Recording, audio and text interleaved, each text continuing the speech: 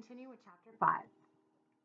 When you're invited to dine, particularly with people you do not know very well, it usually helps to have a conversational opener, a phrase which here means an interesting sentence to say out loud in order to get people talking. Although lately it has become more and more difficult to attend dinner parties without the evening ending in gunfire or tapioca.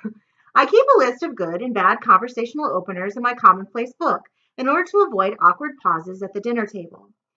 Who would like to see an assortment of photographs taken while I was on vacation, for instance, is a very poor conversational opener because it is likely to make your fellow diners shudder instead of talk. Whereas good conversational openers are sentences such as, what would drive a man to commit arson? Why do so many stories of true love end in a tragedy or despair? And Madame de Lustro, I believe I've discovered your true identity, all of which are likely to provoke discussions, arguments, and accusations, thus making the dinner party much more entertaining. When Klaus Baudelaire announced that he discovered the location of the Sugar Bowl, it was one of the best conversational openers in the history of dinner gatherings because everyone aboard the Queequeg began talking at once and dinner had not even been served. Aye, Captain Wintershin shouted. You figured out where the tide took it? Aye. But you just said you didn't know. You said you were confused by the title charts and that oval marked Gigi. Aye. And yet you figured it out? You're a genius. You're a smarty pants. You're a bookworm. You're brilliant. You're sensational. Aye. If you find me the sugar bowl, I'll allow you to marry Fiona. Stepfather, Fiona cried, flushing behind her triangular glasses. Don't worry, the captain replied. We'll find a husband for Violet, too. Aye, perhaps we'll find your long lost brother, Fiona. He's much older, of course, and he's been missing for years. But if Klaus can locate the sugar bowl, he could probably find him. Aye. He's a charming man, so you'll probably fall in love with him, Violet. And then we could have a double wedding. Aye, right here in the main hall of the Queequeg. Aye, I would be happy to officiate. That's how that all works. I have a bow tie. I've been saving it for a special occasion. Captain Wintershin, Violet said, let's try to stick to the subject of the sugar bowl. She did not add that she was not interested in getting married for quite some time, particularly after Count Olaf had tried to marry her in one of his early schemes. Aye, the captain cried, of course, naturally. Tell us everything, Klaus. We'll eat while you talk. Aye, Sonny, cookies, serve the chowder. Chowder is served, announced Phil, as he hurried from the kitchen carrying two steaming bowls of thick soup, the youngest Baudelaire trailing behind him. Sunny was still a bit too young to carry hot food by herself, but she had found a pepper grinder and circled the table offering fresh ground pepper to anyone who wanted some. Double pepper for me, Sonny, Captain Wintershins cried, snatching the first bowl of chowder, although it is more polite to let one's guests be served first. A nice hot bowl of chowder, a double helping of pepper, the location of the sugar bowl. Aye, that'll blow the barnacles off me. Aye, I'm so glad I scooped you Baudelaires out of the stream. I'm glad too, Fiona said, smiling shyly at Klaus. I couldn't be happier about it, Phil said, serving two more bowls of chowder. I thought I'd never see you Baudelaires again, and here you are. All three of you have grown up so nicely, even though you've been constantly pursued by an evil villain and falsely accused of numerous crimes. You certainly have had a harrowing journey, Fiona said, using a word which here means frantic and extremely distressing. I'm afraid we may have another harrowing journey ahead of us, Klaus said, when Captain Wintershins was talking about the philosopher who said that all of life is just shadows. In a cave. I recognized at once what that oval must be, a philosopher. The captain asked. That's impossible. Aye. Absurdio, Sonny said, which meant philosophers live at the tops of mountains or on ivory towers, not underneath the sea. I think Klaus means a cave, Violet said quickly rather than translating. The oval must make the entrance to a cave. It begins right near Anwisla Aquatics, Klaus said, pointing to the chart. The currents of the ocean would have brought the sugar bowl right to the entrance, and then the currents of the cave would have carried it far inside. But the chart only shows the entrance to the cave, Violet said. We don't know what it's like inside. I wish Quigley was here. With his knowledge of maps, he might know the path of the cave. But Quigley isn't here, Klaus said gently. I guess we'll be traveling in uncharted waters. That'll be fun, Phil said. The Baudelaires looked at one another. The phrase uncharted waters does not only refer to an underground location that do not appear on charts. It is a phrase which can describe any place that is unknown, such as a forest in which every explorer has been lost, or one's own future, which cannot be known until it arrives. You don't have to be an optimist like Phil to find uncharted waters fun. I myself have spent many an enjoyable afternoon exploring the uncharted waters of a book I have not read, or a hiding place I discovered in a sideboard, a word which here means a piece of furniture in the dining room, with shelves and drawers to hold various useful items. But the Baudelaires have already spent a great deal of time exploring uncharted waters. From the uncharted waters of Lake Lachrymos and its terrifying creatures, to the uncharted waters of secrets found in the Library of Records at Himmlish Hospital, to the uncharted waters of Count Olaf's wickedness, which were deeper and darker than any waters of the sea. After all of their uncharted traveling, the Baudelaire orphans were not in the mood to explore any uncharted waters, and could not share Phil's optimistic enthusiasm. It won't be the first time the Queequeg's been in uncharted waters, Captain Winterson said. Aye, most of the sea was first explored by VFD submarines. We thought VFD stood for Volunteer Fire Department, Violet said. Why would a fire department spend so much time underwater? VFD isn't just a fire department, the captain said, but his voice was very quiet, as if he were talking more to himself than to his crew. Aye, it started that way, but the volunteers were interested in every such thing. I was one of the first to sign up for the voluntary fish domestication. That's hilarious. That was one of the missions of the Anwhistle Aquatics. I spent 4 long years training salmon to swim upstream and search for forest fires. That was when you were very young, Fiona. But your brother worked right alongside me. You should have seen him sneaking extra worms to his favorite. The program was a modest success. But then the Cafe Salmonella came along and took our entire fleet. The Snicket siblings fought as best as they could. Historians call it the Snicket Snickersnee. But as the poet wrote, too many writers turn out to be traitors. The Snicket siblings, Klaus was quick to ask. The captain said, 3 of them, each as noble as the next. Kit Snicket helped build this submarine. Jack Snicket proved that the Royal Gardens fire was arson. And the 3rd sibling with the marmosets. You Baudelaires knew Jack Snicket, didn't you? Asked Fiona, who wasn't shy about interrupting her stepfather. Very briefly, Violet said. And we recently found a message addressed to him. That's how we found out about Thursday's gathering at the last safe place. Nobody would write a message to Jack, Captain Witterson said. Jack is dead. Eder sign something, Sunny said, and her siblings quickly explained that she meant the initials were JS. It must be some other JS, Fiona said. Speaking of mysterious initials, Klaus said, I wonder what GG stands for. If we knew what the cave was called, we might have a better idea of our journey. Captain Winterson said. Let's guess.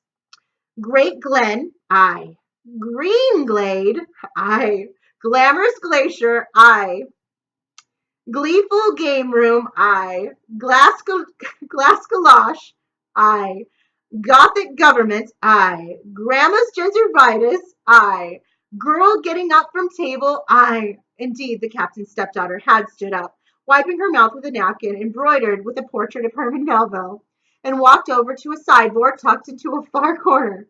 Fiona opened a cabinet and revealed a few shelves stuffed with books. Yesterday I started reading a new edition to my mycological library, she said, standing on tiptoes to reach the shelf. I just remembered reading something that might come in handy.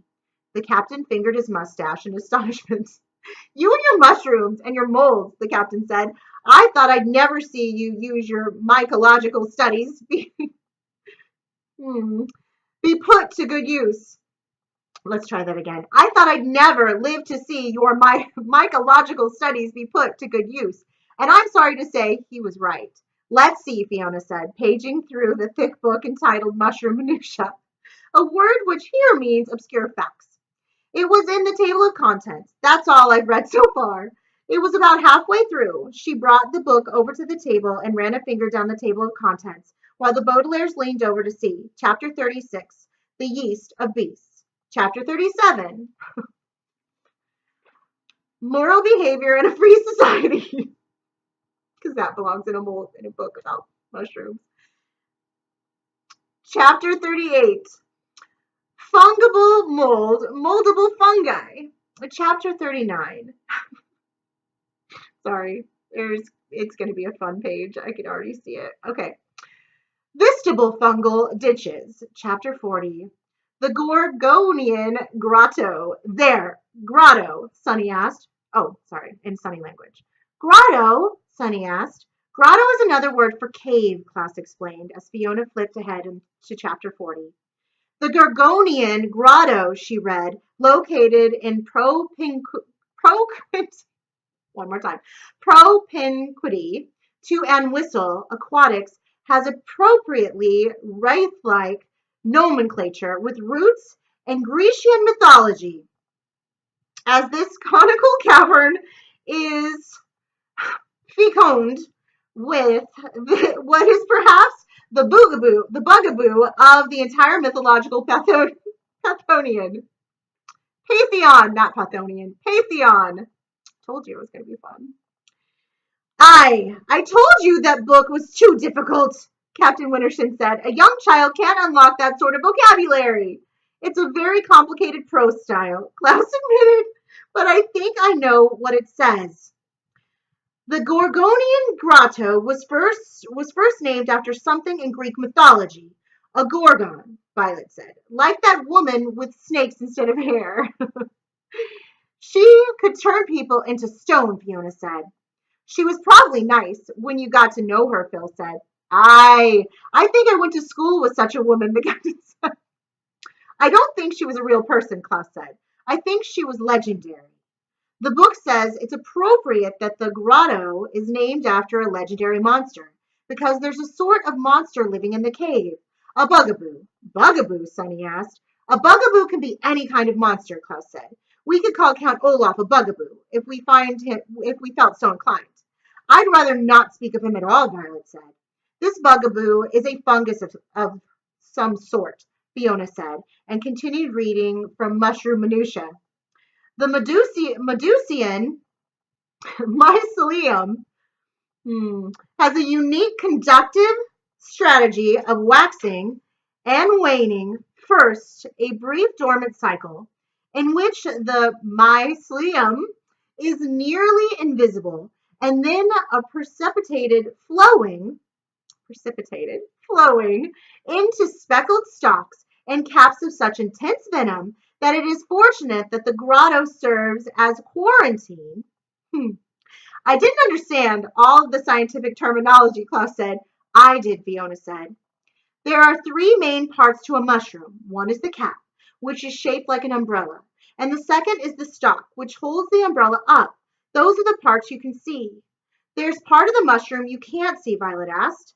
It's called the mycelium, Fiona replied. It's like a bunch of thread branching out underneath the ground. Some mushrooms have mycelia that go on for miles. How do you spell mycelium? Klaus asked, reaching into his waterproof pocket. I want to write this down in my commonplace book. Fiona pointed the word out on the page. The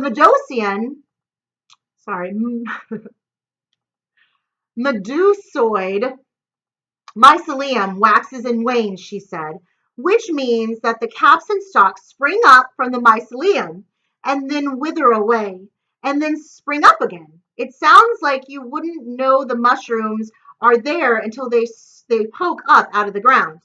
The Baudelaires pictured a group of mushrooms suddenly springing up under their feet and felt a bit queasy, as if they already knew of the dreadful encounter that they would soon have with the terrible fungus. That sounds unnerving, Violet said. It gets worse, Fiona said. The mushrooms are exceedingly poisonous. Listen to this. As the poet says, a single spore has such grim power that you may die within the hour. A spore is like a seed. If it has a place to grow, it will become another mycelium. But if someone eats it or even breathes it in, it can cause death. Within the hour, Klaus said. That's a fast-acting poison. Most fungal poisons have cures, Fiona said. The poison of a deadly fungus can be the source of some wonderful medicines. I've been working on a few myself, but this book says it's lucky that the grotto acts as quarantine.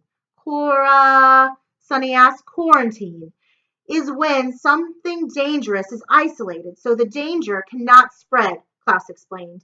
Because the Medusian mycelium is in uncharted waters, very few people have been poisoned. If someone brought even one spore to dry land, who knows what would happen? We won't find out, Captain Wintershin said. We're not going to take any spores, aye. We're just going to grab the sugar bowl and be on our way, aye. I'll set a course right now. The captain bounded up from the table and began climbing the rope ladder to the Queequeg's controls. Are you sure we should continue our mission? Fiona asked her stepfather, shutting the book. It sounds very dangerous.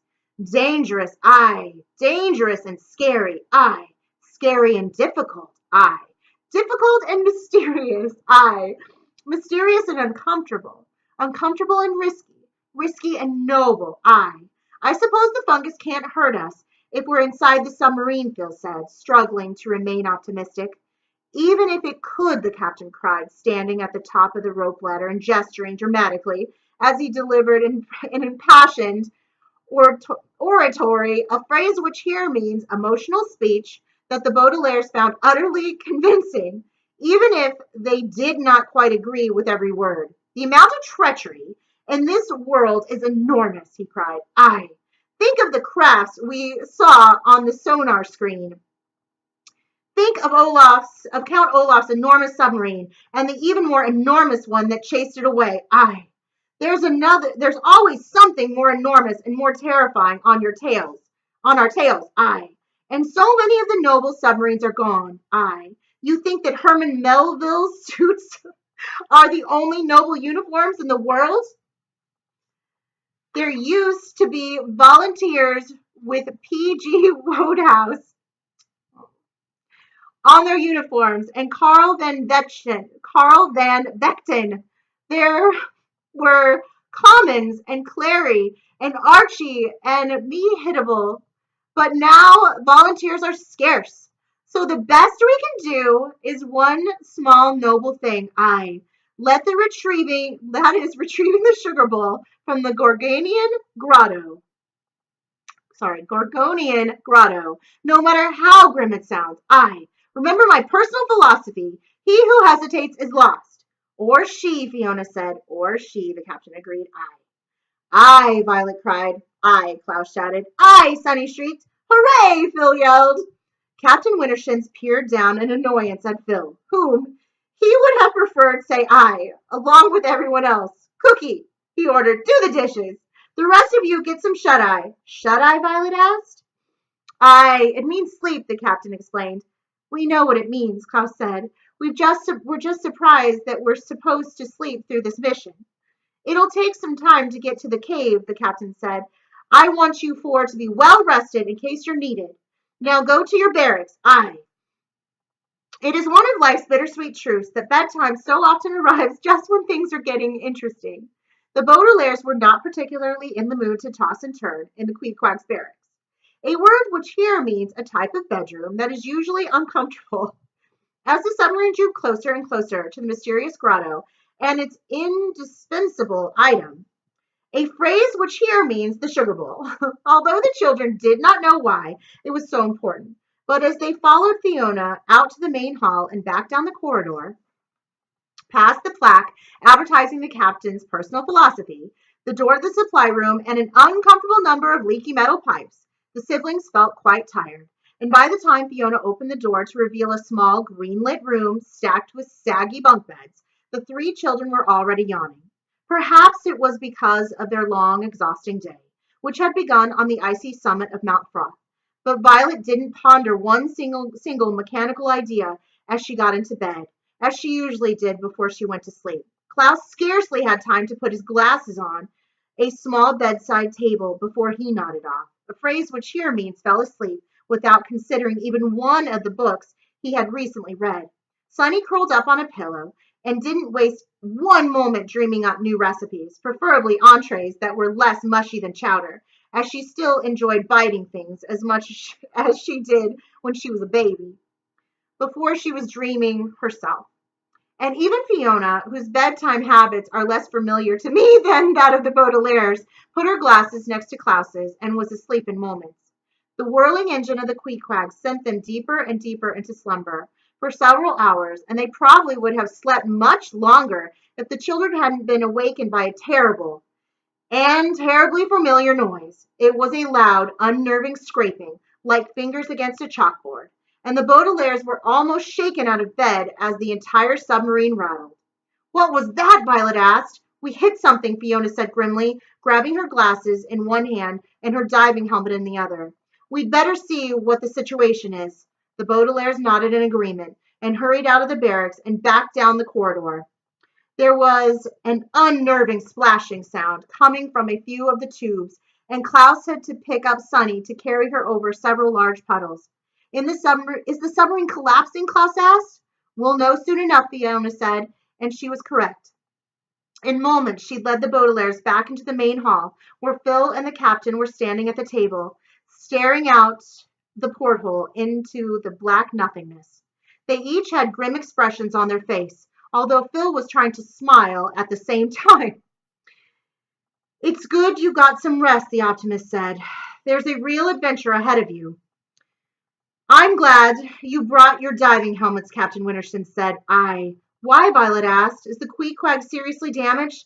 Aye, the captain said. I mean, no. The submarine is damaged, but she'll hold for now. We reached the Gorgonian Grotto about an hour ago, and I was able to steer us inside with no problem. But the cave got narrower and narrower as we maneuvered further and further inside. The book said the grotto was conical, Klaus said. That means it's shaped like a cone. Aye, the captain said. The entrance was the wide end of a cone, but now it's too narrow for the submarine to travel. If we want to retrieve the sugar bowl, we'll have to use something smaller. Periscope? Sonny asked. No, Captain Winterston replied. A child. Oh no. All right, that is the end of chapter 5. We'll continue with chapter 6